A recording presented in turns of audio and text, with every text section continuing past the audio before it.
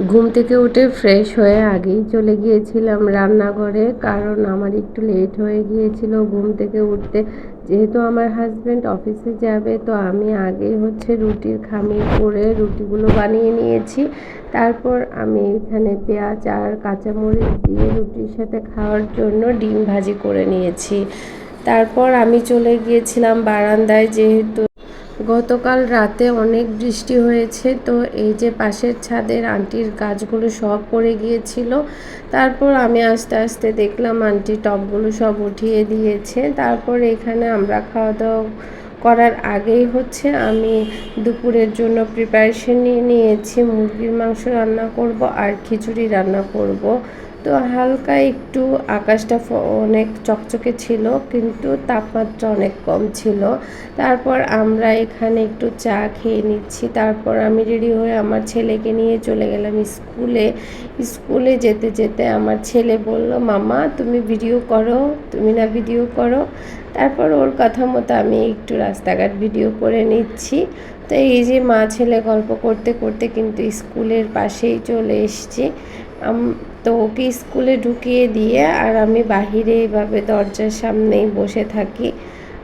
এখন অনেক দিন পরে যেহেতু স্কুলে গিয়েছে আর গরমটাও যেহেতু অনেক বেশি, তাই আমার ছেলেকে স্কুলে বসিয়ে দিয়ে তারপর আমি বাহিরে বসেছিলাম। তারপর ওকে স্কুলে ঢুকিয়ে দিয়ে আমরা আশেপাশের যে দোকানপাট আছে ওখানে ঘুরছিলাম। তারপর হঠাৎ এক ভাবি বললো যে, ভাবি চলেন একটু আরএফএলে যাই, আমার দুটো জিনিস লাগবে।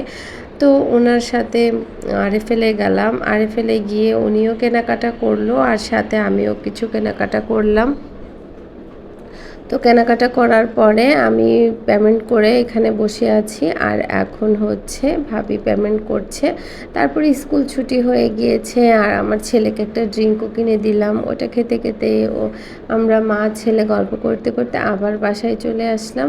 তারপর এদিকে আমি যেহেতু দুপুরে রান্না কমপ্লিট করে যাইনি, তারপর এখানে এসেই আগে দুপুরে রান্নাটা বসিয়ে দিয়েছি। আর আজকে যেহেতু মুরগির মাংস রান্না করব, এই জন্য আগে একটু মশলাটা কষিয়ে নিয়েছি। তারপর এখানে আলু মাংস সব একসাথে দিয়ে একটু ভালো মতো কষিয়ে নিচ্ছি। পরিমাণ মতো লবণ দিয়ে দিয়েছি। ওটা ওদিকে কষাতে থাক, আর এদিকে ফার্স্টে ভেবেছিলাম খিচুড়িটা মশলা কষিয়ে তারপরে রান্না করব, কিন্তু দেরি হয়ে যাচ্ছিল, বাচ্চাদেরও খিদা লেগেছে। তারপর তাড়াতাড়ি করে হাতে মেখেই বসিয়ে দিলাম খিচুড়ি। আর এখানে খিচুড়িতে একটু আলু আর গাজর দিলে কিন্তু দেখতে যেমন সুন্দর লাগে, খেতে অনেক বেশি মজা লাগে। সেজন্য আমি একটু আলু গাজর দিয়ে দিয়েছি। আর এদিকে আমি খিচুড়িটা বলক চলে এসেছে, এই জন্য একটু নেড়ে দিয়েছি।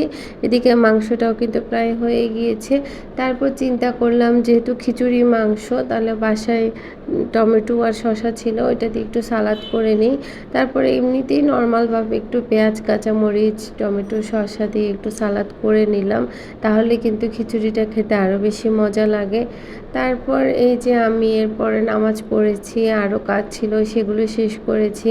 তারপর রান্নাঘরে এসে ততক্ষণে দেখলাম আমার ছেলেকে ভাত খাইয়েও দিয়েছে ওর খালামণি।